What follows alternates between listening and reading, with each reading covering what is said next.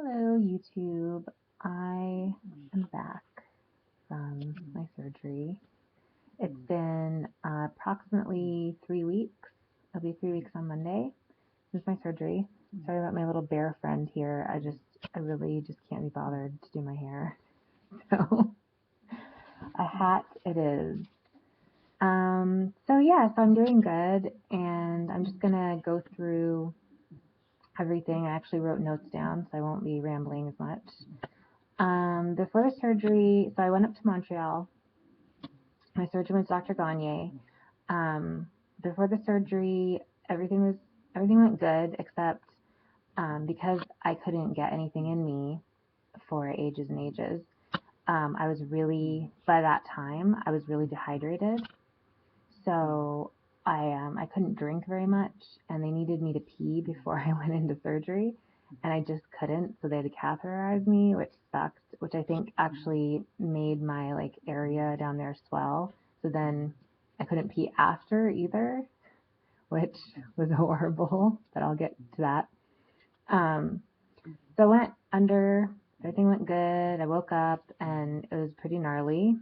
I got to say it was more gnarly than I ever expected it to be. But I knew there was going to be some difficulty and challenges and pain and all that stuff. So I woke up and I was definitely in pain and I had to pee really, really bad. And so the nurse, of course, gave me shots of Dilaudid and morphine, which was fantastic. I was like, oh. The girl across from me, it's a small private clinic, and there's just two of us, and it was a big recovery room kind of thing, and we had private space. But I think she just did the gastric sleeve. I did the revision from the lapband to the gastric sleeve plus the duodenal switch. So she actually slept through the whole night. I was really jealous of her. I don't know who she is, but I was definitely jealous that she slept through the night, because I was probably up about every 3 hours with pain, and there was pain, and then I had to pee, and I couldn't. Finally, I peed a little bit. I was really scared I was never going to pee, too. It was scary and painful because my bladder was full and nothing would happen.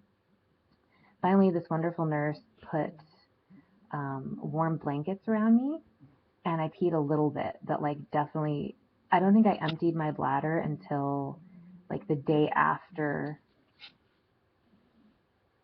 Let's see, I got the surgery. I stayed that night, so that whole night I couldn't really pee. Then the next day, I went back to the hotel I was staying at, and I peed better there. But that was a big thing for me. The not peeing thing was almost as bad as the pain. I definitely felt, I was very swollen in my stomach. I know Allie Hewitt, who's one of my subscribers, which is super exciting, and people are watching it, so that's cool. You said you were really, really swollen in the abdomen, and definitely you have this huge gut afterwards because your insides are swollen, so you can't suck it in. It's really weird. So I had this big belly, and of course the insides are really sore, and the outside is sore. Everything is sore, and on top of not being able to pee and being in pain, I had the dry heaves. So that was pretty bad. So that first night was kind of a nightmare. I'm not going to sugarcoat it. If you're going to get this surgery, it's going to be pain. You're going to hurt the first night. It's going to be rough. The next day, they transported me to the hotel, and my mom was there, and I got a nurse for the first 24 hours, and she was awesome, and her son was who relieved her, and he was awesome. They were so nice. And it's funny because I hate shots, but I have now conquered my fear of shots, because when you have this sort of surgery, this major, I'd never had anything like that before. You want the pain shots really bad, so much so that you can overcome your fear of needles. So I completely overcame my fear of needles. I was like, yes, stick it in my arm, into my flesh, give me that sweet, sweet pain medication. So, anyway, my mom was there, and I could drink little bits of water.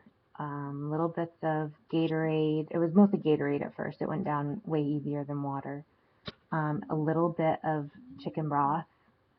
I mostly slept, and I know I was supposed to walk more, but I gotta say, it kicked my ass. The surgery kicked my ass.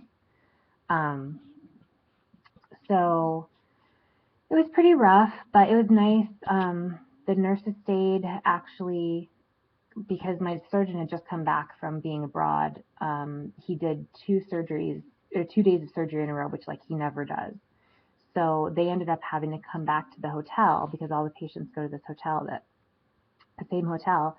So they were there for the next 24 hours, not just my first 24 hours, but the second 24 hours, the next day. So they came in and gave me shots, even though they were other people's nurses. They were there. If I needed to call them, if my mom needed to call them and tell them, hey, Charity's in pain, she needs a shot, and they came by and checked on me. So it was really, really nice. I gotta say, other than the surgery kicking my ass, the people were amazing. So if you're ever thinking about going up to Montreal to get surgery, if you're American, you're probably gonna have to pay cash, but they will take very good care of you. And also, as a bonus, one of my scars from my lapband surgery, it was really getting nasty, and Dr. Gagne actually made that scar and the incision smaller when he went in there, which is really, really nice. So my scar is going to be much less noticeable. I won't be all swollen. It was like showing underneath my clothes and stuff, which is pretty gross. So, okay. So yeah, so that's the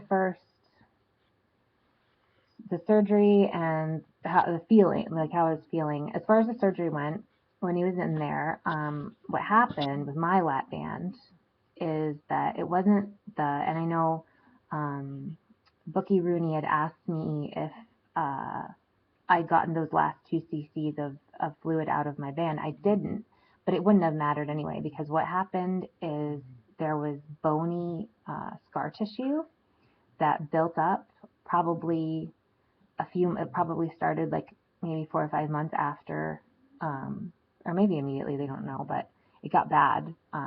It started to really, grow after my surgery inside my lap band. So like the lap band is here, and there's calcium growing inside here. So it's squeezing, squeezing, squeezing, squeezing as it grows, um, squeezing off my stomach. So my esophagus, that's why my esophagus was dilated, because all the food would go down, and then that bony calcium made it so that nothing would go through, and that's why I was starving. So that explained a lot. So we had to cut my band off and then saw through the bony calcium scar tissue stuff, and then crack that open and take that out. And then I also had it around my port too. It was all this bony calcium. So I had to do that first and then do the sleeve and then do the duodenal switch. So I'm certain that's why I was in considerably more pain than probably if you just went in, or if your lap band didn't have scar tissue. Although I'm not sure. I can't. You may still be in that much pain if you're doing a revision. Anyway, so that, and he checked my organs and sorted around in there and said everything was good. So yay, I'm healthy. I have healthy guts. So I'm happy about that. The amount of food I can eat, let's see, after surgery, it was sipping liquids. I was really thirsty all the time too, because you can only sip like little sips of liquid. Over time, that gets a little bit more, but when you're like 1 week out or 1.5 weeks out, if you drink water, you'll feel full. Like you'll feel like you had 10 Thanksgiving dinners. Like if you take a few sips of water, you're going to feel, well, that's how I felt. I felt like I was about to bust just with water. Even now I have, like, if I drink water, I usually will feel full for a while, but I think my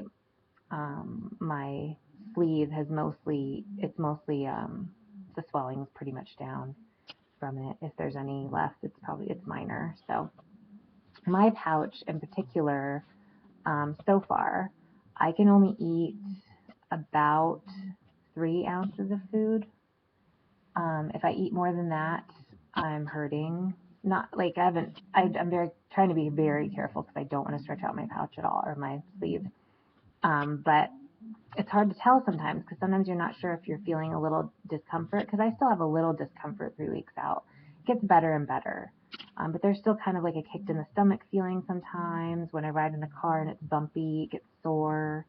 If I walk around too much, like at the mall or something, my stomach just, like I don't have any core muscles because I couldn't work out before because I was exhausted. Now I can't work out for another till 6 weeks after. So I'm like a flabby, like I'm losing weight, but I like have no muscles whatsoever.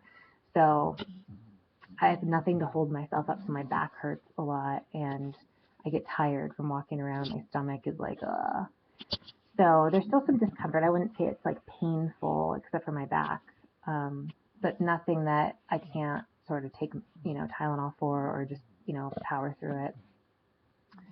So now I can eat probably about 3 ounces of food, and then I feel full. Like right now, my mom is awesome. She's been here taking care of me. So she's been cooking for me because, of course, protein, protein, protein. So, and right now I'm on soft foods for the next, I think, 2 more weeks. I'm on soft foods. So, which includes like soft, moist meatloaf, which she made the moistest meatloaf today. It was so good. And she put it in like a muffin tin. She put like a little bit of meatloaf in each one. So it makes a meatloaf that's about an inch and 3/4 high. So, and then a little muffin bottom sized around. So it's very small. So I got probably 2/3 of that and a spoonful of baked sweet potato. And I'm definitely full. I'm leaving that meatloaf over there though, because I think probably later on I can nibble on it a little bit and so tasty. So that's about the size. Like if you measured about 3 ounces is about what I can eat. And that's been pretty steady over the last week, pretty much. And to be honest, if I could get up to 5 ounces of food, 4 or 5, I think that and be able to eat a little more often, I think that would actually be best. Because right now, as far as eating goes and drinking, I'm having to really work at it, like really work at it. And I know I'm not getting in what I'm supposed to. There's no way. And I don't know how they give you this diet and they tell you what you're supposed to get in. I don't know how people do it. I mean, does anybody do it? I don't know. I haven't really heard anybody. Other people seem to have been able to eat a little bit sooner than I have, and I don't know if that's because my surgery was more complicated or I'm not sure, but I definitely can only probably eat maybe twice a day with some protein shakes in there. I stay full really long, which I mean for weight loss purposes is awesome, right? Um, but also I'm hoping it stretches out just a little bit because my energy level is so low that I couldn't be bothered to like do my hair or be cute for this video. That's how low it is. I did, however, walk my dogs today, a pretty decent walk. But then afterwards, I was like kind of dizzy, and when I stand up, I see stars often, which I know is low blood sugar. So I don't know about y'all, but I certainly am having some difficult like, challenges. I'm trying to get in everything that I'm supposed to. I know I'm failing as far as the food part. The vitamin part, this next week I'm really going to focus on because I feel like I can at least get every single vitamin that I should be um, taking in for the day, then at least um, I'm nourished. I've got all my vitamins. You know, I've got all my minerals. I'm not going to lose my hair, stuff like that. And then the calories, just work on that over time. What am I eating? I'm eating lots of protein, of course. Protein first. I've been eating chicken sausages, which are delicious, and they're ground up already. So I don't eat red meat or I rarely eat pork. Only if it's like ribs out at like a good rib place or whatever, but not on a regular basis. So chicken sausages. I am going to like I grew up Seventh Day Adventist, so I like vegetarian alternatives, meat alternatives. So there's some really good tofurkey sausages. There's also St. Eve's sausages. I like a brand called Lil Melinda, and they make really, really, really good vegetarian meat substitutes, which sounds really gross, but they're delicious. Like, I'm crazy for them. That's how good they are. And I live in Ajax, Ontario, so in Oshawa, just north of me, there's a place, an Adventist, just an Adventist like shop where you can get that kind of thing. Um, just north of me, so I'm going to get a lot of that, which is great because you're not getting the fat content, and you're getting high protein and low calories and low fat and very few carbs. So it's like the perfect thing to eat. Other than that, soft mushy vegetables, mushed up peas, cannellini beans are a revelation, my friends. My mom put them in the slow cooker and had me taste them, and I was like, I never ever want a mashed potato again. I just want mushed up cannellini beans and with every meal I eat, literally every meal, I would eat them. They're so good. They're like buttery and nutty, and I looked them up, the nutrition, and they have the highest protein and are one of the healthiest beans you can eat. So pair that with a mini meatloaf, and your protein and a perfect carbohydrate, complex carbohydrate, it's going to be like sassy delicious. Like, you're going to be like, that's delicious. Satisfied, right? Also, the other thing I've been craving and eating a ton of, too much this week, I think, because I had some bathroom issues, is sushi. And before, I liked sushi. I had the raw fish sushi before, and I thought it was okay, but for whatever reason, I don't know if it's just my body craving protein. I don't know if it's my tastes are changing. I definitely can tell that my tastes are changing. I am crazy for sushi, like sashimi though, like raw white tuna, raw butterfish, spicy salmon. So I've been going to these sushi places that around me that are really good, and I get them to give me just a sashimi, or I get them to do the spicy salmon they put in the sushi, but with no sushi. Just give me a bowl of that, and then I eat that, and oh my God, I'm in heaven. I've just been craving it. Like, I literally went and had sushi like 4 or 5 times this last week, which is a lot. And then I think it didn't agree with me the last time because I've been eating it so much. So I'm going to try to keep it down to like 2 days a week, sushi or fish or whatever. So in the interest of saving my innards from being bad. Definitely there's bathroom issues. The first time I went, number 2, I know this is kind of TMI, but you kind of want to know this when you get this done, or if you're thinking about it. It was not comfortable. It wakes you up in the morning very early, and I'm not a morning person, and you better get to the bathroom and make it happen. And it's not comfortable. It's a mess, and it's not fun. So just know that your first little time until your body starts getting used to all the changes, it's going to be a little gnarly. I mean, it's not painful except for the cramping. There's a lot of cramping involved with that particular exercise, and it's not that fun. It's getting better though. I still get very crampy, but not like long and drawn out, and not like overly painful. So that's what I'm eating, and that's what else. I actually wrote notes, so I'm not going to ramble.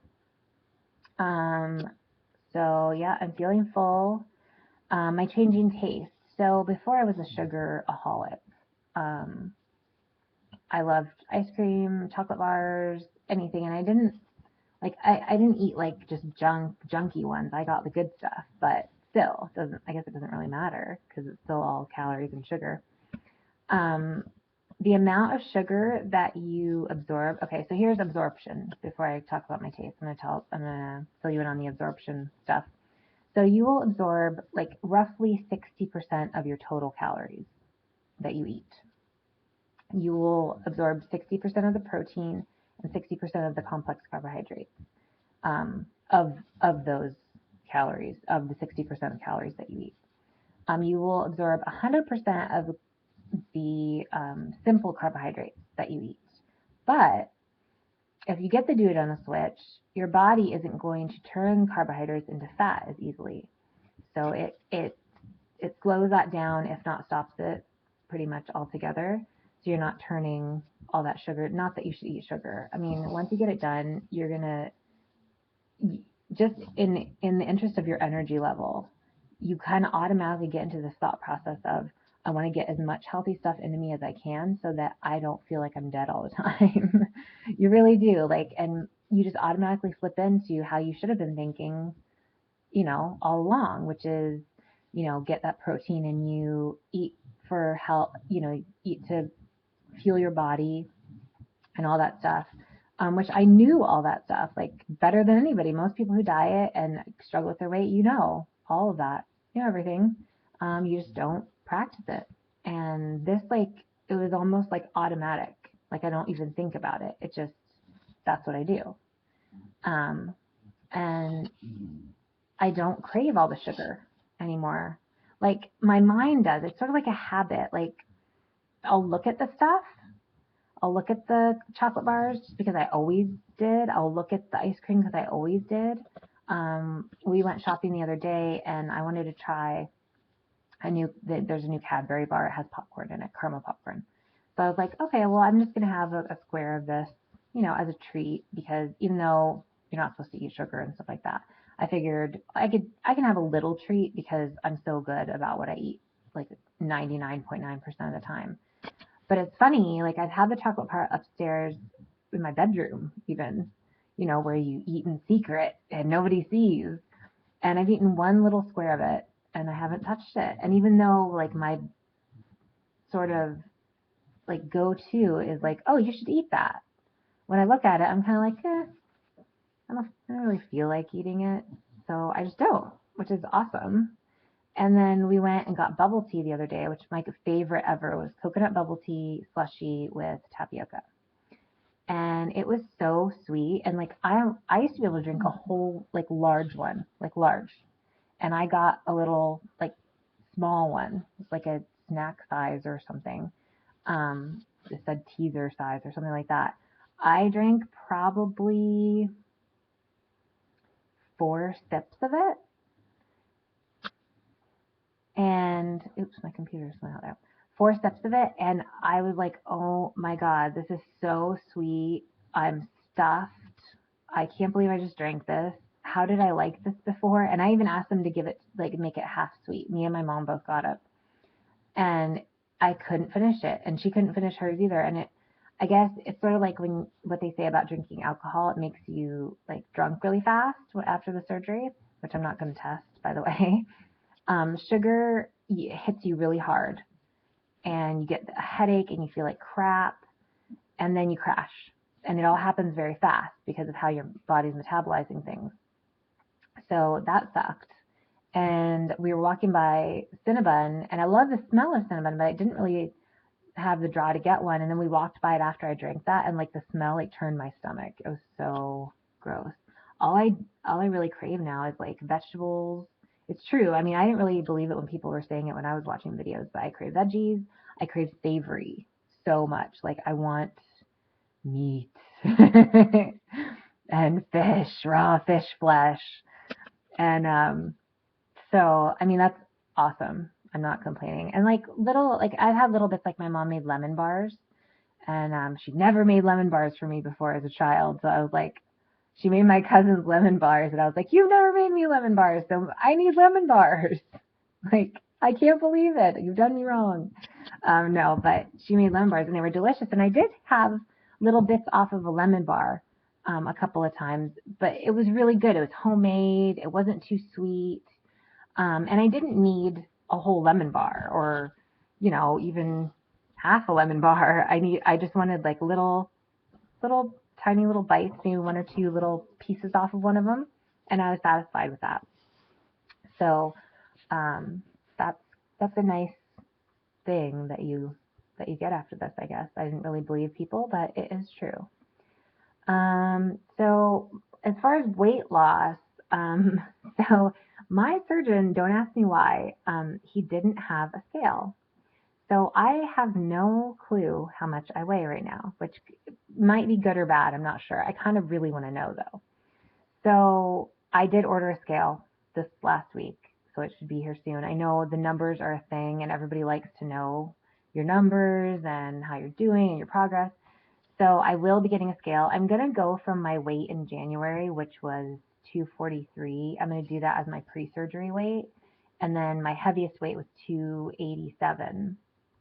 So we'll go from my heaviest weight and my pre-surgery weight, and then see, you know, how much I've lost when I get to weigh myself. When I started sort of starving last year, I weighed 287 and I was in a size 20 jeans. And that was probably October of last year. So now, so since my before my surgery, I was down to an 18, and the 18s were getting big on me. And then after my surgery, I'm down to the 16s, and some of the 16s are starting to get big on me. So I'm kind of using that to gauge my weight loss. My goal is a size 8, so I imagine in the next couple of weeks I'll be down to my 14s. So then I'll have 12, 10, 8. So I'll have 3 sizes to go. So that'll be awesome. And I feel very lucky and like very, very fortunate to be losing weight this fast, and also just to be able to, be the sizes that I want. I gotta say, it takes, if you're thinking about it and you're thinking like, oh, I should just do it, I shouldn't do the surgery because I'm copping out or whatever. Like, for those of us who've been struggling with our weight for a long time, it takes such a huge weight off of you. Like the stress of always thinking, okay, well, I've got a diet. I'm going to start Monday. I've got to get down, and, buying clothes that are too small and never fitting into them, and working out, for hours and hours, and dieting all the time. Don't think about it for a second.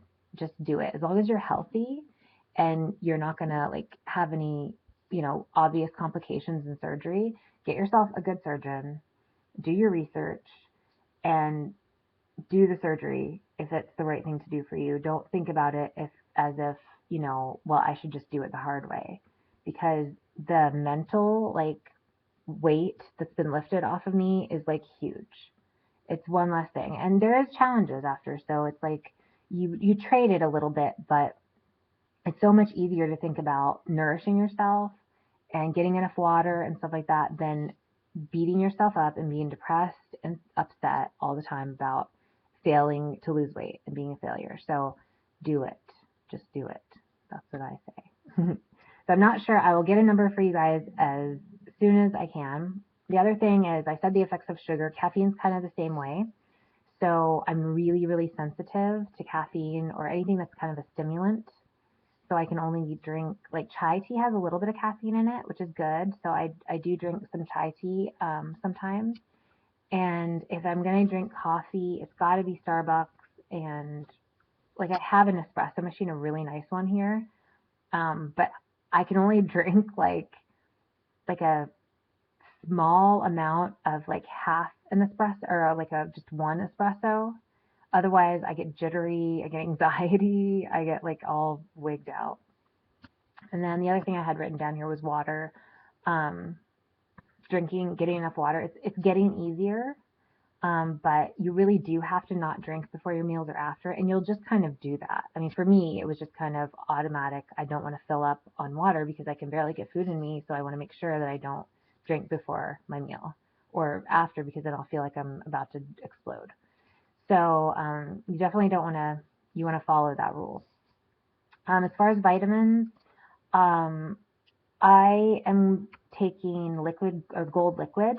It's a multivitamin. You can get it at iherb.com.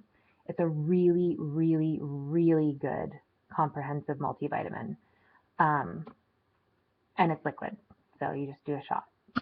My protein shakes, I like the BSN Synthesix and BSN Lean. I get those for like almost less than half price at swansonvitamins.com. They taste really good. They have low sugar and like 2 grams of sugar, and 200 or 150 calories. So, and 21 or 22 grams of protein per serving, and they taste awesome. I love the strawberry milkshake. They don't have that gross whey protein powder or soy protein powder taste, and they just taste delicious. Also, I looked up something my doctor's paperwork had recommended. It's called Aqua Adex. It's a chewable multivitamin for people with malabsorption issues. You can get it at Amazon.com if you're in Canada. In the States, I'm sure it's easier because there's more places that will ship to the States. For Canada, I can only get it at Amazon, but I would highly recommend this for anybody who's done the duodenal switch because you need more than one multivitamin. I'm also doing chewable calcium, chewable iron. I'm going to be getting the iron in the mail. I'm doing the chewable calcium now. The things I need to start taking are B complex, like a B complex, like a B100. I have one I can swallow. I need to start doing that. So I'm going to start this week. Biotin, because I hear a lot of you talking about biotin and for the hair loss. I personally have a ton of hair, so I don't want to lose any of it. I like it where it is. So I'm going to start taking that just as preventative. And then magnesium helps you not get constipated from the iron. And my mom also says that it's very calming. So like a good magnesium separate, like 1,000 IUs or something like that. So those are the vitamins that I'm taking or am going to take. And I'll let you know how that is going over time. I'm really sorry it took me ages and ages to get back to you guys. Mostly it's just been, I have no energy to do anything mostly. So it's been a crawl back to being able to keep up with everything and keep up with my life. So I will be doing more updates more often. I think that's everything I was going to go over. Thank you guys for the comments, Bookie Rooney, and seeing less of me for like watching my videos and being like, hey, are you okay? That's super awesome and it's nice. So I'm okay and I'm good. Bookie Rooney, the answer to your questions, I was self-pay. I used a private clinic in Canada. So like up here, they have OHIP, which covers everything. You can do the surgery with OHIP, and it's free, although there's a big waiting list. That's the problem up here in Canada. I think my doctor did take OHIP, though. I'm not sure about that, or took part of it, or something like that. My surgery was $19,500. That's because I had the revision, the sleeve, and the duodenal switch. With just the sleeve, it's like $13,000.